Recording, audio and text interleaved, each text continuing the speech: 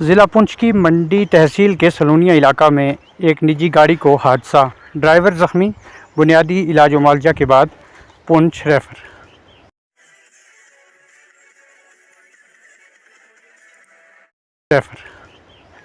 नाज़रीन, तहसील मंडी के सलूनिया इलाका में आज एक निजी गाड़ी को हादसा पेश आया, जिसके नतीजा में गाड़ी ड्राइवर शदीद तौर पर ज़ख्मी हो गया, जिसे मुकामी लोगों की मदद से गुलाम अहमद मेमोरियल सब जिला अस्पताल मंडी लाया गया, जिसकी पहचान गाड़ी ड्राइवर मोहम्मद इकबाल वल्द अब्दुल हमीद, उम्र तकरीबन 30 साल, साकनाम बराछड़, हाल मुकीम आलापीर पुंछ के तौर पर हुई है।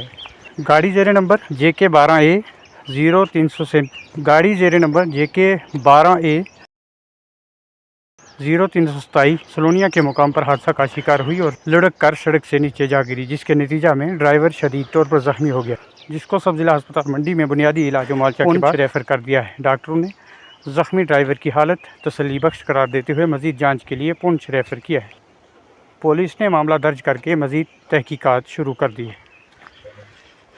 आज हमारे पास एक्सीडेंट केस लाया गया, जो कि मोहम्मद इकबाल नामी शख्स आलापीर का रहने वाला, आलापीर पुंछ का रहने वाला था, जिसको पॉली ट्रॉमा और हेड इंजरी थी।